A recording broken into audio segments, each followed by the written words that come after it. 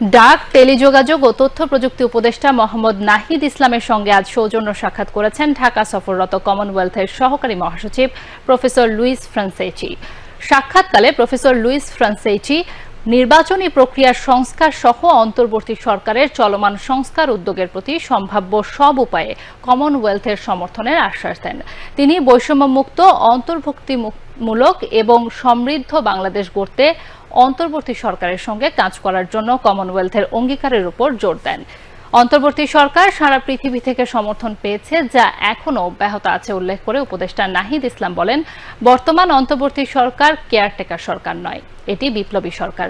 তাই শুধুমাত্র নির্বাচন দেয়াই এই সরকারের কাজ নয়। তিনি বলেন, ইতোমধ্যে প্রাতিষ্ঠানিক সংস্কারের জন্য বিভিন্ন কমিশন গঠন করা হয়েছে এবং প্রাতিষ্ঠানিক সংস্কার শেষে নির্বাচন দেয়া হবে।